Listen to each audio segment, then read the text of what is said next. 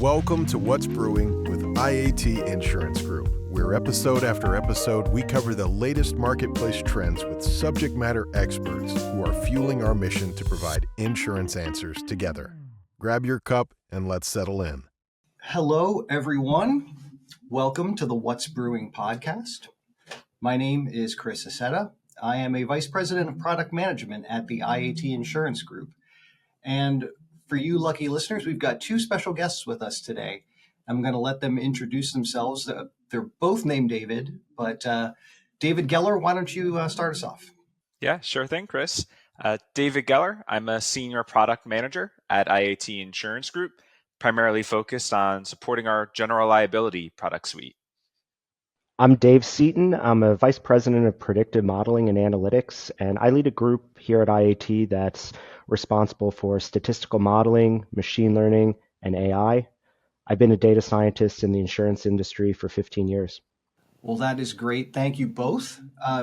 If listeners haven't caught on yet, we asked Dave Seaton to be with us today because he is kind of our in-house expert on AI. And the thrust of this episode is going to be specifically AI. It is an industry buzzword. You hear it all the time, conversations with customers, conversations with vendors, television commercials, everything. AI is everywhere. So our goal today is to try to demystify it a little bit. We want to talk about why it's important for insurance professionals to be aware of use cases of AI and make every effort to deploy AI tools ethically, as transparently as possible, and with accountability. With that, I'm going to pass it off to Dave Seaton. And maybe, Dave, could you give us a sort of high-level lay of the land with AI? I know that's a tall ask, but, please do your best. And I think even before we jump there, we should talk about what we mean by AI, right? AI and machine learning and statistical modeling, depending on how you define those have been around for a long time or they're brand new, right?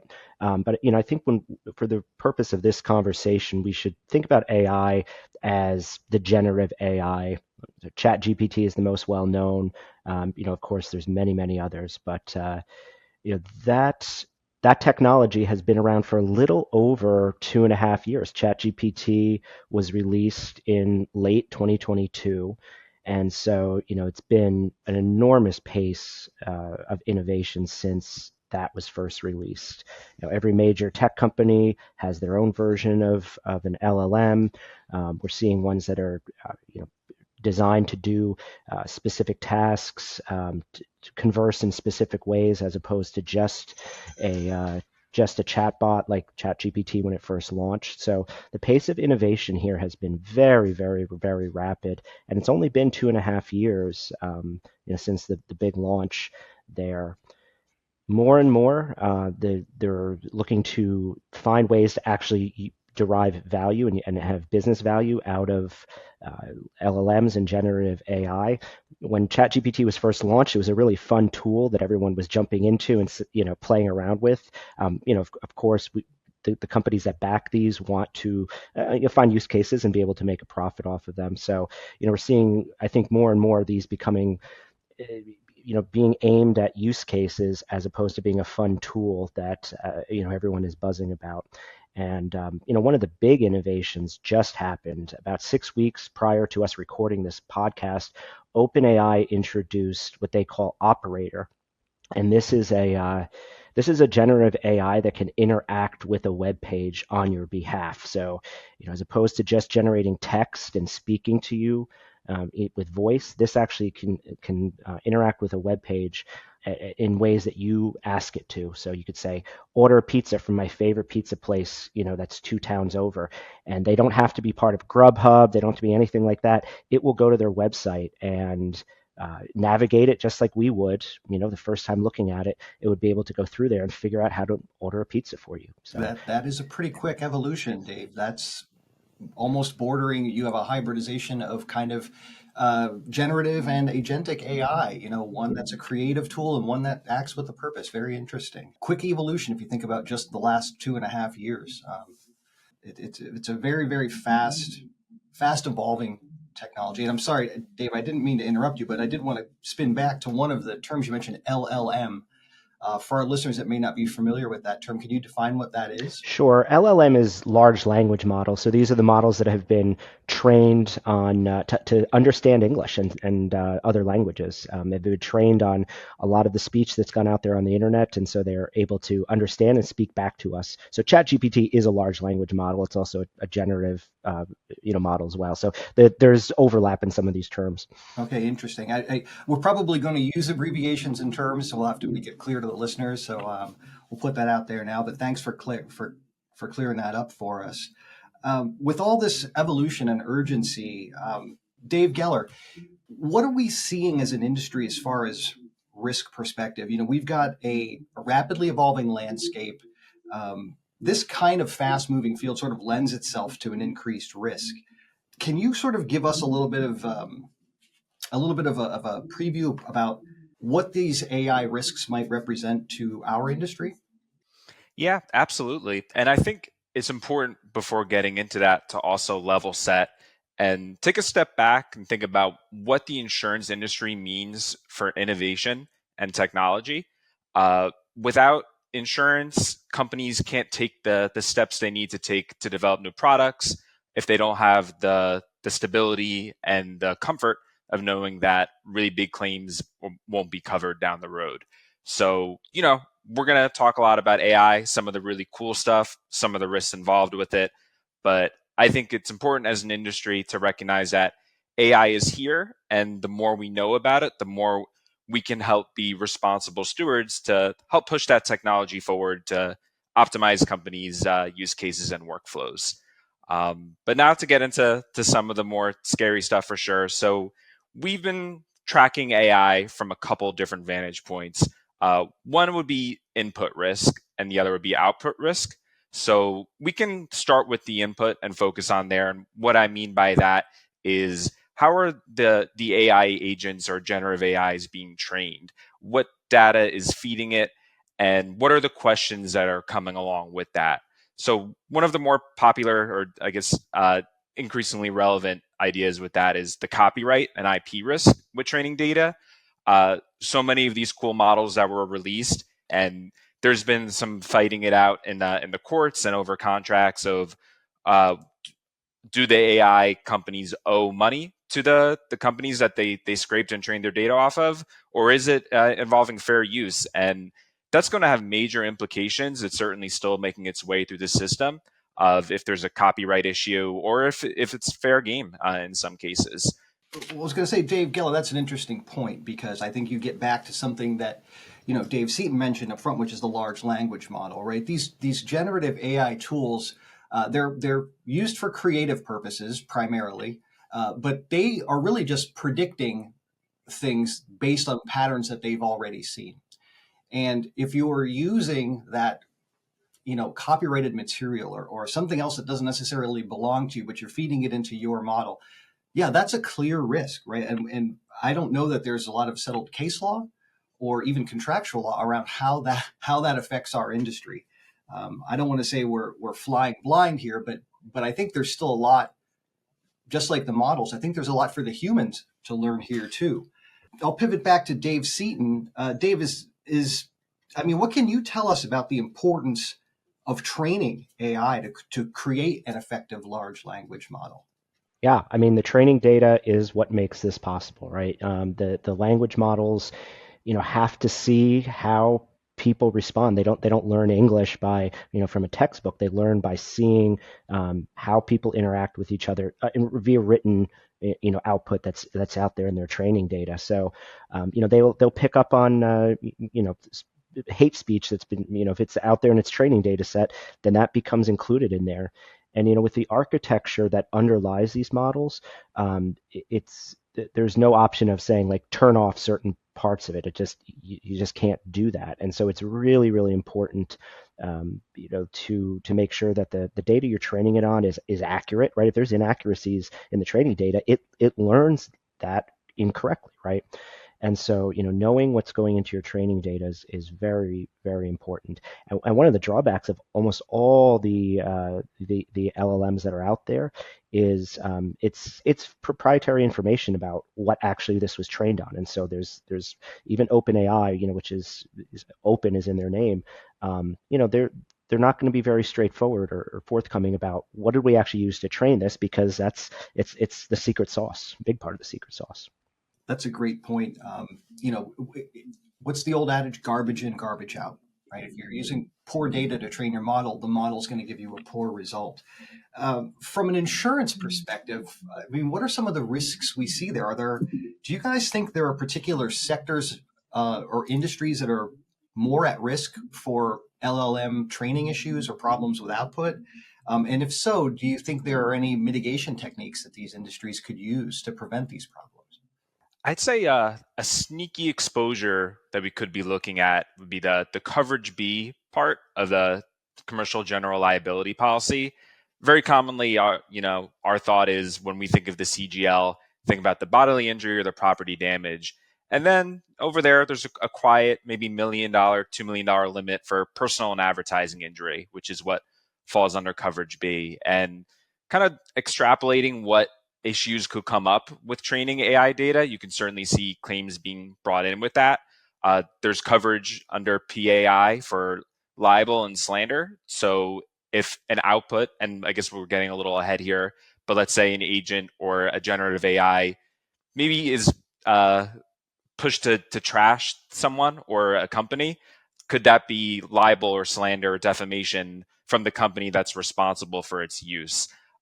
Coverage B is also involved with privacy risk too. So if some of this training data that's going in compromises individuals or companies or other IP, that could lend itself to big kind of claims here too. So, we don't want to forget about coverage B when it comes to AI risk. No, and I think as underwriters too, we need to be aware of those industries that might have this coverage B exposure, right? I think about publishing, web hosting services, the traditional coverage B kind of minefields. But if you think about the use of AI tools, generative AI tools, they're used far more broadly. This could be an exposure in a place where you least expect it, and it turns that quiet $1 million coverage B limit into a potential $1 million judgment. Not to mention defense costs associated with that. I think any industry that works with PII, in the insurance industry included, right? On a day-to-day basis is at risk, right? All it takes is one, poorly trained employee to copy some screen that they have access to and dump it into one of the chatbots that they have access to on the internet, and maybe they go to a wrong one and they dump in some information, say, how should I respond to this customer? And like their social security number is in there, right?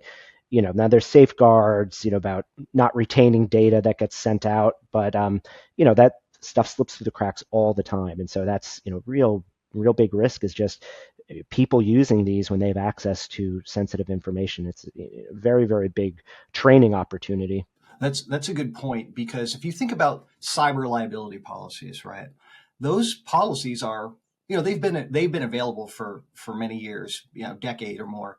But I don't even think a lot of those forms were drafted with the recognition that these AI tools could become so widely used. A lot of potential customers might think to themselves, well, I'm using an AI tool, but that's different than cyber liability, right? That's not data breach liability. That's not responsible handling of personally identifiable information. But in many ways it is. If you're training an LLM and you allow that data to get into the model, then you've exercised negligence in your care of that data. So, it's again, we mentioned the word evolution. This is a clearly rapidly evolving technology, and I really feel like, and we've talked about this in other episodes, where it's one of those exposures that kind of outpaces the insurance industry's ability to both underwrite it accurately and develop contractual terms and conditions to provide effective coverage. And I don't mean to use that as a kind of a roadblock, but we've talked about the importance of this training and data handling. Would you guys think that a risk that has a sort of a clearly articulated AI use policy would make a more effective or more desirable risk than one that didn't. Oh, absolutely. Yeah.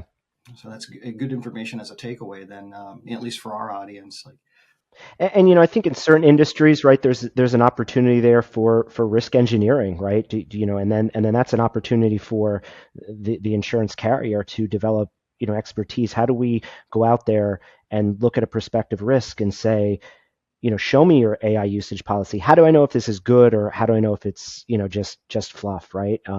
That expertise is difficult to come by. It's not traditional. It's sort of related to the cyber risk engineering skills, but it's also different in its own way. So, yeah, I agree. And honestly, maybe I'll age myself a little bit here, but for those of us of a certain age, I think like Gen Xers in particular, right? Like when we were starting our careers in this industry, I can remember when I got my first desktop computer.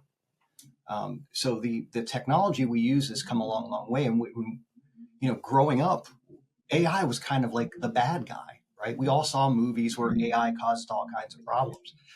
So I think in maybe some cases there's a kind of a built-in negative bias toward the technology, at least in some of the the folks who have been around our industry for a while. And then I think about younger employees just starting their careers; they've never known anything but this technology. This is really going to create some interesting kind of reverse mentorship opportunities, I think, in the next few years. Yeah, Chris. And we've had a previous podcast episode about social inflation and the importance of jury views of social issues or technology or corporate responsibility. And thinking about AI, there's certainly a lot of potential for cases that may be shocking to hear about that catches fire. I compare it to when self-driving cars were first rolling out. Every time there was an accident, it made national news, and there was a lot of concern of big claims being brought from that. But even if we do hit a day where, let's say, it's proven to be safer, that self-driving cars are better than human-driven, I still think those claims and those juries might take a less sympathetic view to self-driving cars. And thinking about AI, I could definitely see a similar type of trend come out. No, I think that's quite possible, Dev. I mean, if I was a plaintiff's attorney, I certainly want to consider that in my jury selection, right? I want to pick all the people that had AARP cards on my jury, right? Like the older people who aren't as aware of the technology. But you mentioned something about self-driving cars. I think that's a good kind of a pivot point here in the conversation. We've talked up to this point about, generative AI, and I don't know if we're going to get into agentic AI a little bit coming up, but the kind of the difference there is you've got one form of AI that's really focused on creation, right? It predicts it creates something that it wants based on patterns that it's seen before. So think about that. Using ChatGPT, I say, draw me a picture of a car merging onto the highway. Then you've got your sort of agentic AI. Now you're talking about self-driving vehicles. The agentic AI is the software that's going to actually allow a vehicle to merge onto the highway without any human input, right? It's acting with a purpose, and that purpose is to get this vehicle safely up the highway speed and merging with traffic. So we can consider those, I think, broadly, those kind of exposures, output risks, right? We've talked about input. Let's move on to output risk. Dave Seaton, can you give us sort of a primer on generative AI and maybe touch on agentic AI as well, since we're starting to see that term in the news? Yeah, so the agentic AI it refers to AI systems that can do tasks for us, and those could be LLMs that are designed to have that specific output. They could be the OpenAI operator suite that I just mentioned earlier in the podcast. But this is more and more being used for actual business tasks, right? As we've seen. There's issues with you have AI agents that are speaking to customers and making promises that are wrong, right? They hallucinated a policy, even though they've been trained by that company, fine-tuned on their policies. They made a promise to a customer on behalf of that company, and have been held legally to have those. So you look at things like that. You say, well, what if my AI makes a mistake? Is it my fault? What if I didn't train it? What if it was just an off the shelf one that I licensed? What if I did train it?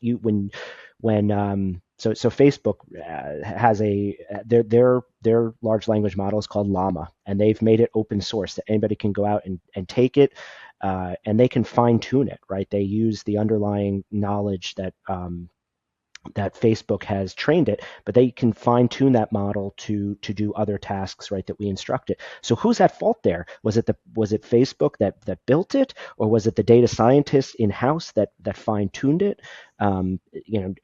That's an open question. So I think it's a great question, and I don't know that it's ever been sufficiently answered. Who's liable when AI makes a mistake? And so we all know that's going to make a mistake, right? If it's learned anything from humans, it's that we're not infallible. And to add on to that, we're talking about accidents where, in the example Dave gave, an airline's policy said, we'll refund you for this incident, even though that actually wasn't the case. But there's also a phenomenon going on called jailbreaking, where users of a chatbot will actually deliberately try and get it to offer something that it's trained not to do. And they have the time, they have the capacity to do that. And it'll be interesting to see how many big cases come out like that. Sort of analogous to this, but last year there was that whole Chase ATM issue where someone figured out how to crack that ATM, and it spread on TikTok like wildfire. And pretty soon there was a full playbook across the country of how to get money from those ATMs. And if you're a company, let's say a retailer that has your own chatbot, and you're talking to customers about your policies or your offerings, one mistake could really be amplified across the country or across all of its user base. That's a good point. And we're seeing these chatbots cropping up more and more. I just had a situation a few weeks ago. I was trying to reschedule a flight, and I called or texted the airline, and they immediately sent me to a chatbot, and then I got sent from a chatbot to a text bot. What I wouldn't have given just to talk to a human being. And I hope that those text and chatbots didn't learn any foul language for me, but it's quite possible that they did. But as we're seeing these tools and these features become more and more part of our daily lives, are there specific kind of insurance risks we should be thinking about? Or maybe before we get into that, are there court cases or laws that we know of that would be designed to either protect consumers from this technology or to shield the users of such technology from specific kinds of liability? There's a few states coming at this from some different angles. Colorado enacted an AI Act recently where they're putting the requirements of compliance on the deployer of the tech rather than the vendor in which the model is actually trained on. So what that means is that the user of it, let's say a retailer in this case, they're responsible if they're erroneously collecting data or accidentally infringe on someone's privacy. So depending on where you're operating, especially in the digital realm, it's important to know who's using it and where. I also thought California has some interesting legislation on the horizon where by 2026, the developer of a system must post documentation of the data it's trained on. So that could really open up the floodgates of, one, the privacy issue we've talked about, but two, companies who didn't even realize they were possibly being infringed or used to train on. All of a sudden, that's out there now, and that could really open up the floodgates for different kind of claims there as well. Yeah, we could see a lot of increased litigation too. And forget about judgments or settlements, but just the cost of keeping a case in court can be high enough. Another insurance-specific one is the potential for claims fraud. With generative AIs that are trained to produce images, you can take a picture of your car, that's perfectly fine, and say, feed that to an AI and say, modify this picture to now have a damaged bumper, right? That type of technology is a little it's a little less mature than the text-based ones. Some of these AI-generated images are very obvious, they're cartoonish, but you think about the pace of change that we've seen in the text-based models. That same pace is going to occur with these image-based models, and I know it. At IAT, it worries our claims group, right? Like how are we going to respond to this? It's easy to detect these now, but in a year or two, that's going to be tough.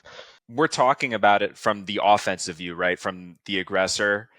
Do you know if there's anyone or vendors building on the defensive side too? Maybe like detection, say, oh, this is a fraudulent picture, or this sets off some red flags there. Yeah. So with with the pictures, it's pretty easy to tell if it's been AI generated, right? You can get into pixels and look at that kind of stuff. The same way we can tell if things are photoshopped, right? It's a tough thing to do, and it's never 100% conclusive.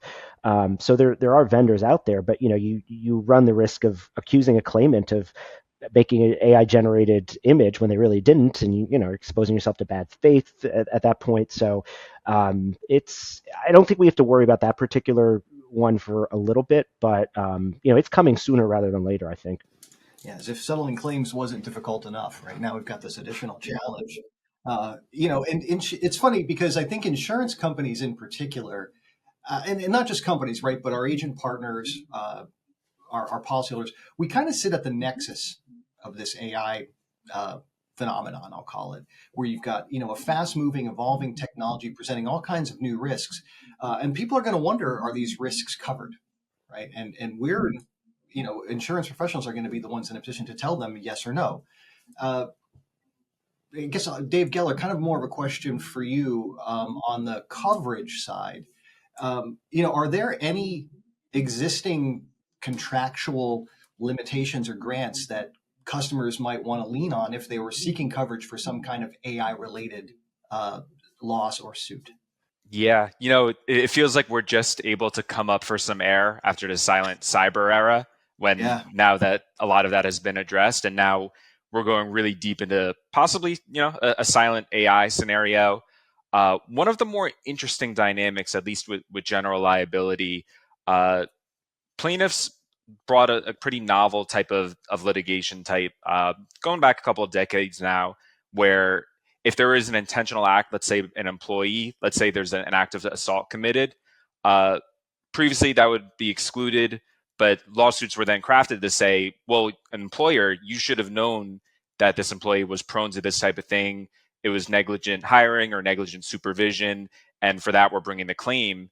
And that led to some big payouts, and it's been addressed through negligent supervision provisions, which have become pretty commonplace now in standard GL policies. But getting inside baseball here, the negligent supervision specifies of others, and now we're left with the question, would AI be others? Let's say if a company is using an agent and they committed an act that brings about a claim, and now we're not so sure if that negligent supervision will actually kick in because, it's for of others, not necessarily of AI. Right, and that of others kind of intimates that your AI is at least semi-autonomous, right? If it needed supervision, it's because maybe there was something about that model that caused it to think and act independently.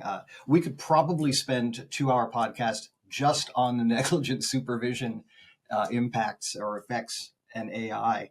I don't think we have that kind of time, but it does sound like it might be an interesting future episode. Hint, hint. We'll put that out there for our content organizers. What about coverage B? We kind of talked about that before, Dave Geller. Is that still something that you see is in play as being an effective mitigation or effective coverage component?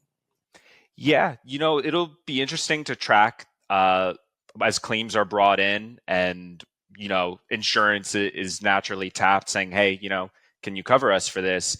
How certain terms are interpreted, because this has been drafted, 10, 20, even 30 years ago and hasn't been changed since. And I would say the original drafters were not thinking about AI beyond maybe seeing 2001 Space Odyssey. So now it's fully in the market, and we're looking at things like, could a chatbot be considered an advertisement in that definition? And if it is, there are a few different types of coverage grants that could bring it in. So that's what we're closely paying attention to here. I'm sure the rest of the industry is as well, is how are complaints being crafted to bring in terms that may not have been drafted with AI in mind, but could be perceived to be involved with it now. Yeah, that's a good point. You talked about the history of some of these forms, even our cyber forms, which are relatively new.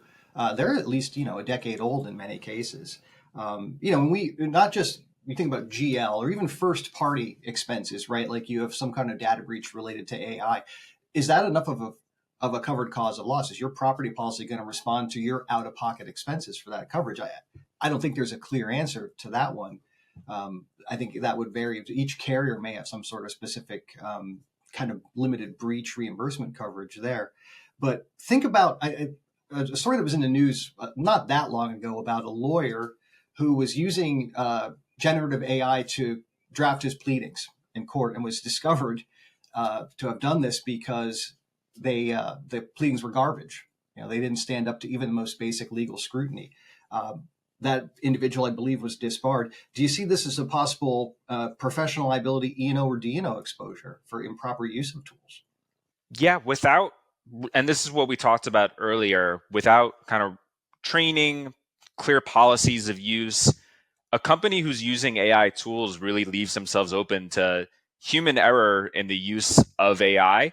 So it's important, if we're looking at underwriting accounts or actually our risk managers within a company, to see what our tool has and then how it's being used, and most importantly, how employees are being trained to use them. That's a good point. It gets back to your basic underwriting, right? Be aware of the risks, knowledge and awareness of your exposures, your means for mitigating them, I think are, we never want to take away from that kind of underwriting 101, your basic blocking and tackling. We've spent the last several minutes talking about some of the potential pitfalls of AI, but I want to bring Dave Seaton back into the conversation here, because I know he's been involved on our side on the use of, and I'll call it benign use of AI as a tool to help with risk assessment. It's something insurers can greatly benefit from. I don't know, Dave, if you want to spend a few minutes talking about that. I think the audience might want to hear some of the positive use cases for AI. Yeah, I mean, a lot of the positive use cases have not, we don't yet send, complete file to an AI and say, please underwrite this submission, right? We're very, very far away from that level of technology, but certainly as tools to read and understand, documents that come in, summarize findings from risk inspections that, a lot of times if one underwriter reads this, they're going to pick up on something that a different underwriter may not have, right?